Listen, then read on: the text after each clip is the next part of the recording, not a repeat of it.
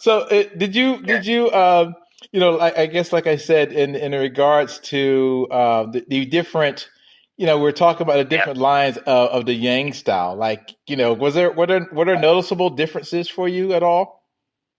yeah, it's very noticeable. The main noticeable difference is the fact that what's not taught to people, Gotcha. right? So, right, Cheng Man Ching, right? I obviously got the first book that I was telling you about by Robert Smith, and Hmm. I've seen plenty of footage of Mr. Cheng Man Ching, and I've nothing bad to say about him, right? In a way, Yeah. the pushing hands clips he shows, his ability for me, and the little bits of pushing hands that he's shown on that, I think he's spot on. Not wrong with him. I don't know why they're always having a picking on him, right? Right. But the problem with him is that I know what exercises and what tools these people use behind closed doors, Right on. right?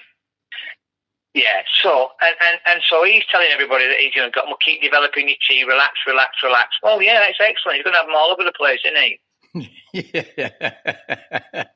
Yeah, you Well, will. he's just going to look like the king all the time, isn't he? So, but once you've gone down that route, and then you've taught them the form and say, stay relaxed, you've got to feel your root. Oh, they're like, when you can feel your root, so can I. Da, da, da. But the problem is then that it doesn't really flow from there, does it? You go for private lessons, you can't say, oh, by the way, I don't train with one of them, but, say you've got a big eye. I've heard that one of the Yang Style Lineages guys has a great big steel bar apparently that he can hardly pick up off the floor. Hmm. If you've been throwing that thing about a bit, you get hold of his arm, he's going to throw you, isn't he? So Yeah. what I'm trying to get at is that, yeah. So, but you couldn't really bring people into your private area and go, well, actually, you need to pick this thing up and do that, because they'd be going, well, I thought it was all about chi. So he set himself down a route where he couldn't really backtail himself. He carried on just teaching them what he taught them. That's why I've not seen anything really good come out of the Cheng Man Ching lineage, really. Sure. If any, because the thing about Tai Chi is it's supposed to be able to overcome a stronger force, right? Right. Yeah. Well, Right. so why? Well, no one's going to play go soft on each other. Right on. You with me? Oh, yeah, definitely. The aggressor's not going to do that. He's only going to give you strength. Right. So you need to be able to deal with strength, and that's why when you're training, all these methods that have gone through Lally today is because, like, freestyle pushing hands made a competition out of it. Freestyle pushing hands originally was a less private thing. Right. It was taught in private. It was like a transmission, if you wish. Yeah. Mm-hmm. Do you get me? Yeah, I do. Double Yes. pushing hands was taught, but freestyle was a secret thing. It was taught from teacher to student. Gotcha. But then it became mainstream, and then it became a competition thing, so people could compete. So it made people more want to do it. But that it lost its essence of what the hell it was Right on. or is. Yeah. Because what you should be learning to do, like my friend is here now, and I'm teaching him at the moment, and I don't know how much you weigh, Mark. 17 stone, Mark weighs. Oh, And wow. you probably met Mark. Yeah. Mark, if you met Mark, but he's Mark Smith. He's a big lad. He did the Systema, but he's a strong man. Mm-hmm. And I weighed, I think, about 10 and a half or something, I think, when I went through.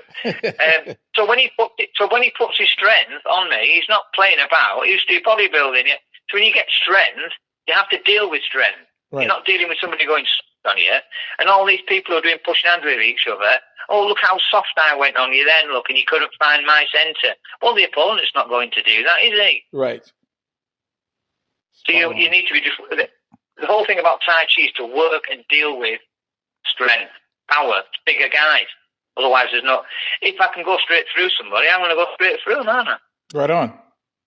That's what not Cheng Man Ching, Sun Tang said, didn't he? Yes. Well, Li Ying was saying, if you can't move me hand left, right, or up or down, I can't even fight me, can you? Go away. Right. Yeah? Exactly that. Exactly that. You know what I mean? I do indeed. So there's a lot of misconception. I was teaching Mark the other day about we talk about the balls. Well, my teacher used to say to me, like, take the arm posture. If you put your arm straight and you just relax it, right? So they say too much or not enough. So if your arm's too bent, then it's too bent. You can't get the strength out of it. Mm-hmm. If it's straight, it has no power because it's now locked out. Yeah. If you come back from that, it's got a slight round in it, and that's when it's like looks like the shape of a boat, and it's like the power of the tendons will be strong, and it's like a spring. Gotcha. Yeah. Yep.